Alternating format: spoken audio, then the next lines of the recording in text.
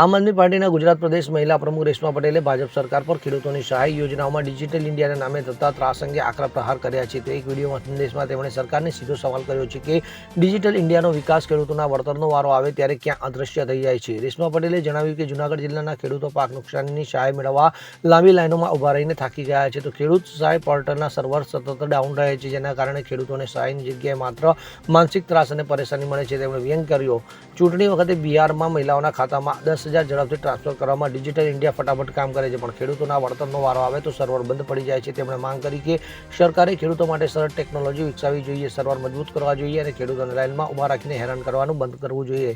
તો ખેડૂતો પ્રત્યે સંવેદનશીલતા દાખવો અને તાત્કાલિક સહાયના રસ્તા અપનાવો, એમ તેમણે સરકારને આગ્રહપૂર્વક જણાવ્યું હતું. જય હિન્દ.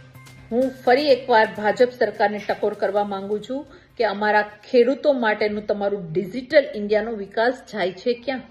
આ વાત મારે એટલા માટે કહેવી પડે છે કે જૂનાગઢ જિલ્લાના ખેડૂતો આજે લાઇનમાં ઊભીને થાકી ગયા, કારણ કે તમે જે સહાય આપી છે એ સહાયમાં તમે જે નીતિઓ ઘડી છે કે તમારે ડિજિટલ પોર્ટલમાં એન્ટ્રી કરવાની છે સહાય માટે, તમારે આ ડોક્યુમેન્ટ્સ આપવાના છે, પણ તમારા પોર્ટલો તો ચાલતા નથી, સર્વર ડાઉન હોય છે. આ પહેલી વખત નથી બન્યું, આવું અનેક વખત બન્યું છે. જ્યારે મગફળીના ટેકાના ભાવની વાત હોય છે ત્યારે પણ તમારું ડિજિટલ ઇન્ડિયા ખાડામાં પડ્યું હોય છે. તો અમારે તમને એટલું જ કહેવાનું છે કે અમારો ખેડૂત ઓછું ભણેલો હોય છે, તમે ડિજિટલ ઇન્ડિયાના વિકાસની મોટી મોટી વાતો કરો છો, તો અમારા ખેડૂત માટે પણ સરળ ટેકનોલોજી ડેવલપ કરો, સરળતા રાખો અને સર્વરો મજબૂત રાખો, જેથી કરીને ખેડૂતોને લાઇનમાં ના ઊભવું પડે. સહાયમાં તો તમે અન્યાય કર્યો જ છે, સાથે સાથે આવો માનસિક ત્રાસ આપીને પણ ખેડૂતને હેરાન કરી રહ્યા છો. જ્યારે તમારી ઇલેક્શનો હોય છે ત્યારે તો તમારું આ ડિજિટલ ઇન્ડિયા ફટાફટ કામ કરી જાય છે. બિહારમાં ઇલેક્શન હતી, મહિલાઓના ખાતામાં 10,000 આપવાની વાત હતી, ત્યારે તો ફટાફટ તમારું ડિજિટલ ઇન્ડિયા કામ કરી ગયું. તો અહીંયા અમારા ખેડૂતો મનનો વારો આવે છે ત્યારે તમારું ડિજિટલ ઇન્ડિયા જાય છે ક્યાં?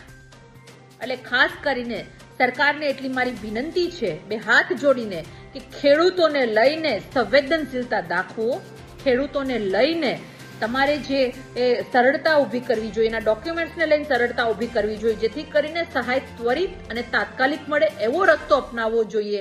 એના બદલે આટી ઘૂંટીમાં નાખી અને વધારે તમે જે ખેડૂતોને પરેશાન કરો છો, પરેશાન કરવાનું બંધ કરો. આ જગતનો તાત છે, સૌનો બાપ છે, એ વાત યાદ રાખજો. ધન્યવાદ. Bureau report, CN24 news. હવે જુઓ દેશ દુનિયાની તમામ ખબરો તમારી આંગળીના ટેરવે. ઉઠાવો મોબાઈલ અને Google Play Store પરથી ડાઉનલોડ કરો અમારી CN24 ન્યૂઝ મોબાઈલ એપ.